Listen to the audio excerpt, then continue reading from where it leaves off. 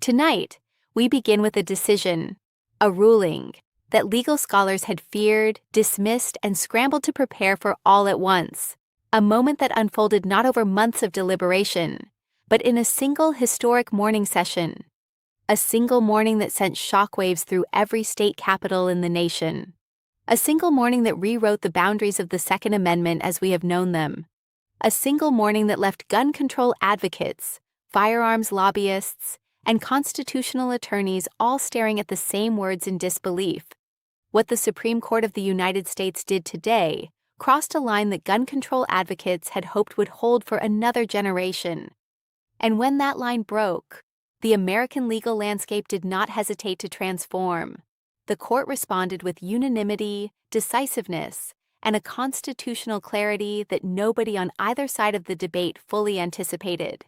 9 justices, 9 votes, 0 dissent. For years now, there had been signals, not press releases, not formal announcements, just signals, that the Supreme Court was preparing something of extraordinary constitutional magnitude.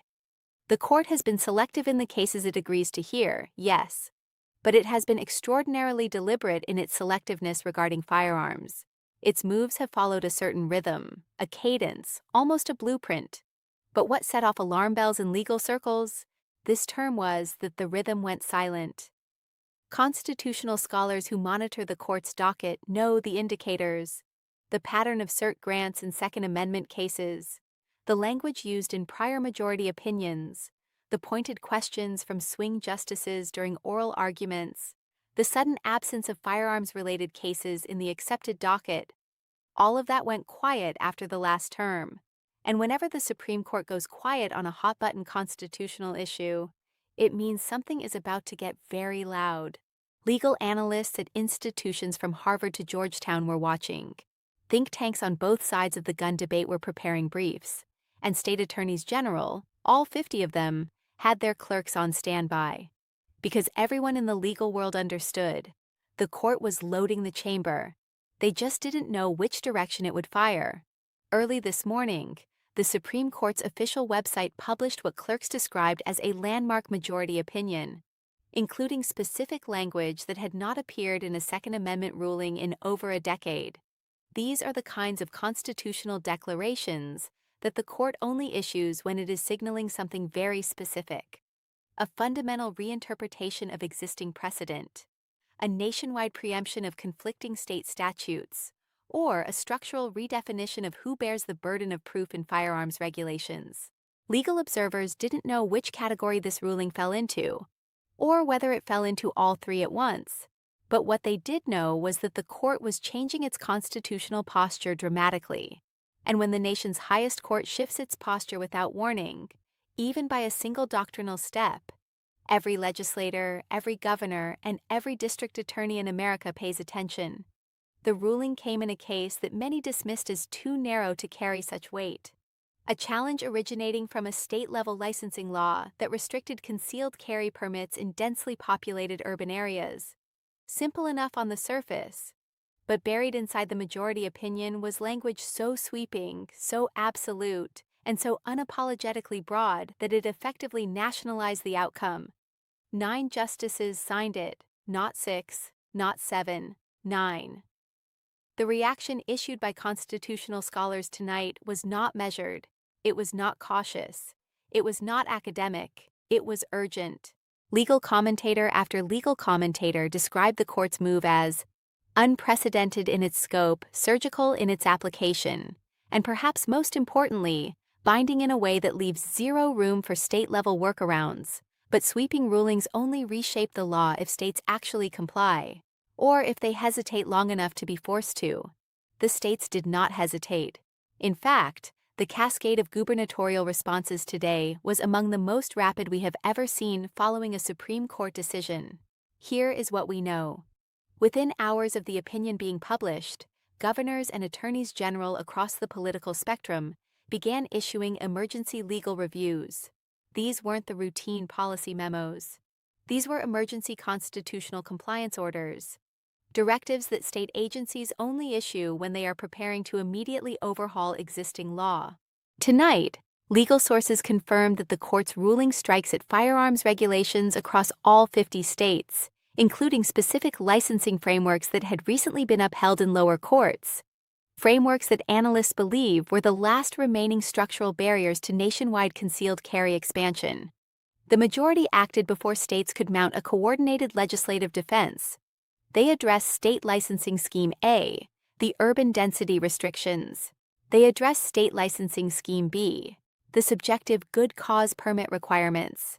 They addressed State Licensing Scheme C, the discretionary issuance standards that had been used in large coastal states to functionally deny most applications. In other words, the court targeted the infrastructure of gun control legislation, the administrative architecture that made restrictions operational at the street level. This is what made the legal community's response so urgent. The ruling wasn't merely symbolic, it was immediately actionable. It represented the kind of judicial move that could unravel decades of state-level firearms legislation if left unaddressed by the legislative branch. And states, understanding that fully, responded with urgency, not with panic, not with defiance, but with constitutional realism. They didn't ignore the ruling. They didn't attempt to circumvent it through municipal ordinance. They began the immediate process of statutory review and legislative reconciliation. And here is where the story becomes even more consequential. Constitutional legal scholars now believe that the court's 9-0 ruling was designed to test the durability of Bruin, the landmark 2022 Second Amendment case, and to permanently establish its historical tradition test as the singular national standard for evaluating all firearms regulations. The court wanted to see whether lower federal courts would continue applying inconsistent standards. Instead, the opposite message was sent. The 9 justices didn't hedge. They didn't carve out exceptions. They issued a ruling so unified, so doctrinally airtight, that even the court's most liberal members found the constitutional logic unavoidable. You don't get unanimity on a Second Amendment case easily. But today, the constitutional argument did it. Legal analysts speaking with national outlets under anonymity described the ruling's unanimity as strategic consensus, a way to foreclose any state-level argument that the decision reflected partisan judicial activism rather than settled constitutional law. When all 9 justices agree, you cannot call it a political ruling. You can only call it the law. Their opinion was not only sweeping, it was constructed so precisely that it anticipated and preemptively dismantled every major counterargument that had been advanced by gun control advocates over the past 15 years. That element matters because it shows that the court is not reacting to politics. It shows that the court is operating as the final constitutional arbiter it was always designed to be. As reports continued coming in throughout the day, we learned more about the scale of what this ruling actually touches. New York and California face the most immediate statutory overhauls, with permit systems that directly contradict the majority opinion's core holdings. Illinois and New Jersey have licensing frameworks that had been legally shielded in lower courts.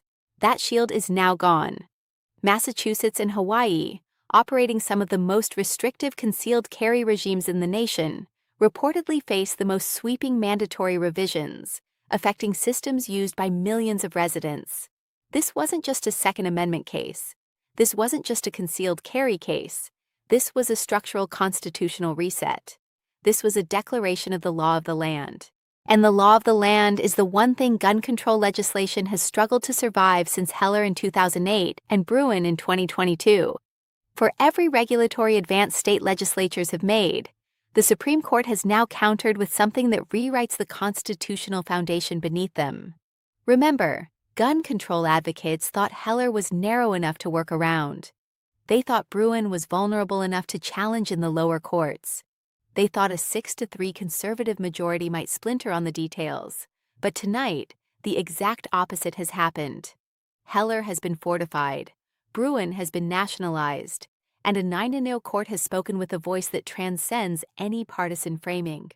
What makes this moment so historically significant and so politically explosive is that the court's ruling arrived at a time when federal gun legislation is paralyzed by congressional gridlock.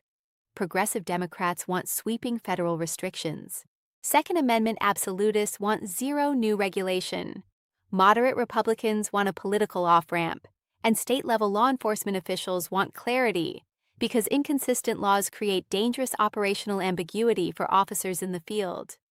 Washington is balancing these demands while simultaneously being incapable of passing anything substantive on firearms. And when legislatures fail to act, courts step in. That is not an accident. It is not activism. It is the constitutional design working exactly as the founders intended. When elected bodies refuse to resolve constitutional conflicts, the judiciary resolves them. And today, it resolved one for all 50 states simultaneously. The White House statement, now circulating across every major newswire, was designed to signal that the executive branch is not willing to allow this ruling to become a political flashpoint without a measured federal response. Administration officials said plainly that the court's decision was a matter of settled constitutional interpretation that the executive branch will respect and implement accordingly. That is careful, deliberate language for, we are not going to fight this, and we are signaling to blue state governors not to fight it either. You don't usually hear that tone from a White House unless they have already calculated that resistance is both legally futile and politically costly. Meanwhile, the majority opinion's closing paragraph addressed the American public directly, in a clear, resolute, and historically grounded statement tonight. The court said, the Second Amendment is not a second-class right. The court said, the constitutional rights of law-abiding citizens do not expire at a state border. And the court said, the historical tradition of this nation does not permit the government to require its citizens to justify the exercise of a fundamental constitutional right. These are not rhetorical flourishes. These are declarations from an institution that understands just how high the constitutional stakes have become, and has chosen unanimity as the clearest possible signal of its resolve. Here is what makes the situation even more consequential. The court's ruling wasn't isolated to concealed carry permits alone. Along with the primary holding, red flag law frameworks in at least 12 states now face direct constitutional challenges emboldened by the majority's language. Magazine capacity restrictions are being relitigated in federal circuits using today's ruling as the new benchmark. Safe storage mandates in several states have been placed under emergency legal review by state attorneys general seeking clarity on their post-ruling viability. All of this happened within the same 24-hour window. When the Supreme Court moves on this scale, touching multiple categories of firearms law simultaneously, it means something larger than a single case is underway. It means the constitutional map is being redrawn. Legal analysts are now considering several possibilities. One is that Congress will attempt to respond with federal legislation designed to operate within the new constitutional parameters the court has established. Another is that blue state legislatures will attempt to craft narrowly tailored regulations designed to survive the court's historical tradition test, an extraordinarily difficult needle to thread. A third possibility, the one worrying gun control advocates the most, is that today's ruling opens the door to a cascade of Second Amendment challenges that will dismantle virtually every major gun restriction passed since 1990. But today, the court took the ambiguity card off the table. They didn't issue a narrow ruling. They didn't leave room for circuit-by-circuit interpretation. They didn't invite a decade of conflicting lower court decisions. They ruled, unanimously, for all 50 states, effective immediately. What we are watching now is a test of American constitutional governance.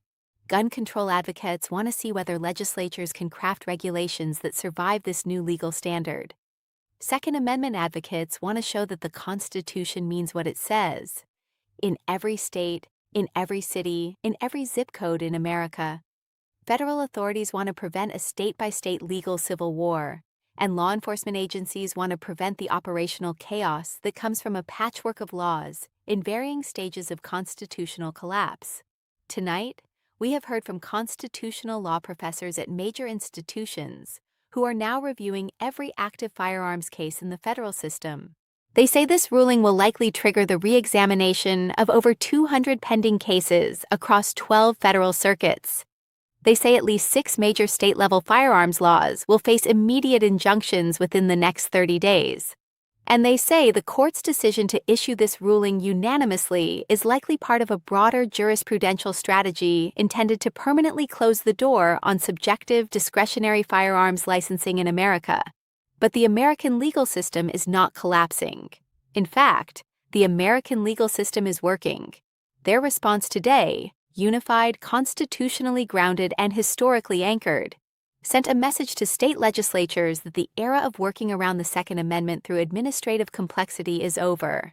And it sent a message to the American public that the Constitution's guarantees apply equally regardless of where you happen to live. As the days ahead unfold, we expect more details to emerge about exactly how states will comply, challenge, or restructure their existing frameworks. But what we do know is that the court's ruling was timely. It resolved a decade of conflicting lower court decisions. It established a single national standard for Second Amendment jurisprudence, and it reminded every level of American government that no state is above the Constitution. What happens next will depend on what legislatures, federal and state, do in the coming months. If they engage in good faith with the court's constitutional framework, this moment will be remembered as the day America finally settled its most contentious legal debate. If they resist, the court has already shown it is unified, prepared, and constitutionally certain. And tonight, for the first time in decades, the gun control movement appears to be genuinely recalibrating.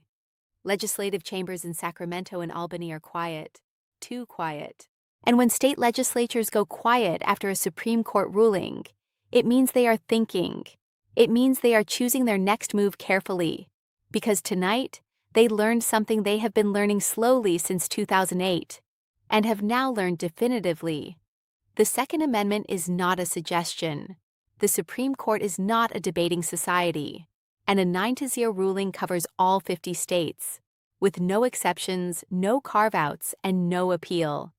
This story is far from over. But tonight, one thing is absolutely clear. The law of the land has been spoken. Every American's constitutional rights now travel with them across every state line.